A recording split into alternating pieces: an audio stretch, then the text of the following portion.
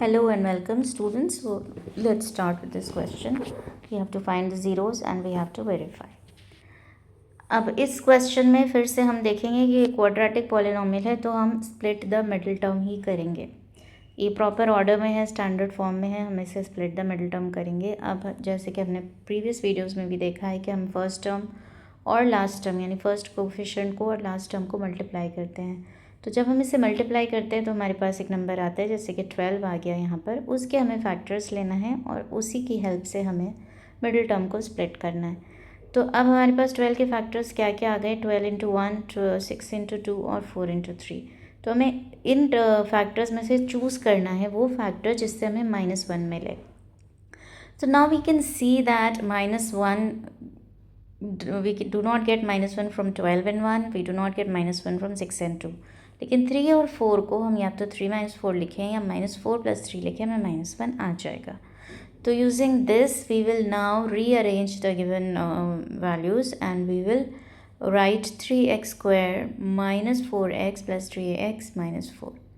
फिर हम इसमें से कॉमन ले लेंगे एज़ यूजुअल। 3x - 4 में कुछ कॉमन नहीं है तो हमारा कॉमन होता है 1 और यहाँ पर हमारा 3x - 4 आ जाता है। अब नेक्स्ट हम x + 1 जो हमारा आउटर कॉमन है वो हो गया और 3x - 4 जो हमारा इनर कॉमन है वो हमारा सेकेंड फैक्टर हो गया। तो यहाँ पर हमें फैक्टर्स मिल गए।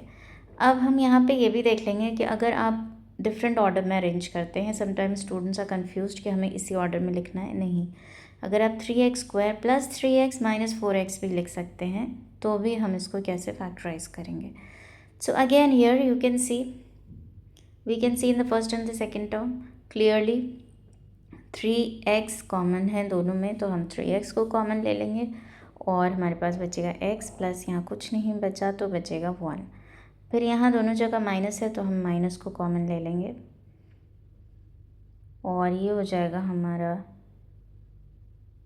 4 into x plus, because minus हम ले चुके हैं तो कभी भी जब कहीं पे माइनस कॉमन है और अब माइनस ले चुके हैं तो फिर बचता है उसमें से एक प्लस, तो माइनस हमारा बाहर आ गया तो बचा plus, sorry x + 1।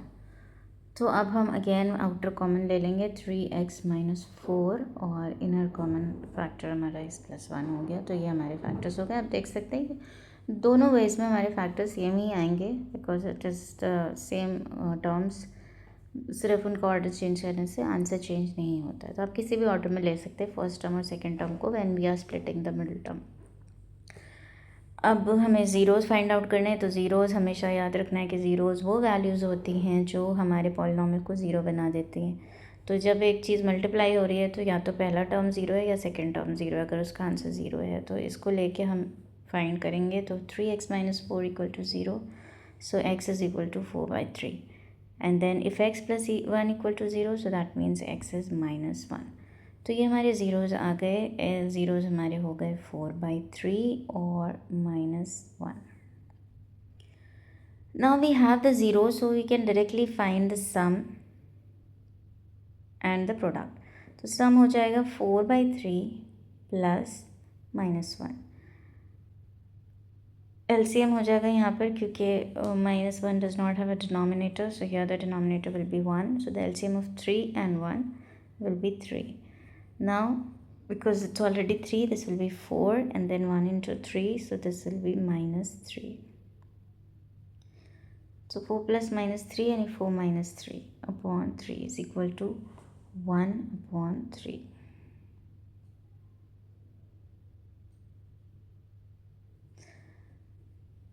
Now we can also find the product of the zeros directly because we have the zeros here।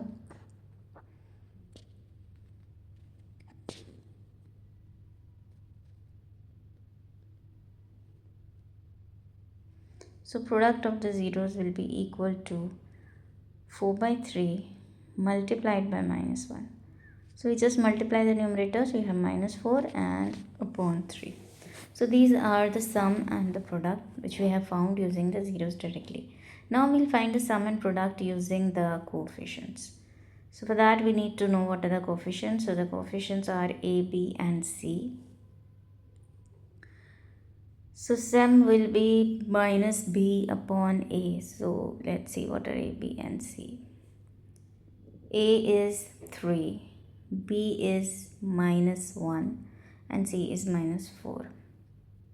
So now the sum will be, the sum formula for the sum is minus b upon a, so that is equal to minus of minus 1 upon a, that is 3. So minus into minus plus 1 upon 3. Then we find the product. Product is equal to c upon a minus 4 upon 3. And now we can compare how we found the sum and product of the zeros directly and sum and product of the zeros using the coefficients of the quadratic polynomial. So we see that in both the cases the sum is same and the product is also same. So hence it is verified.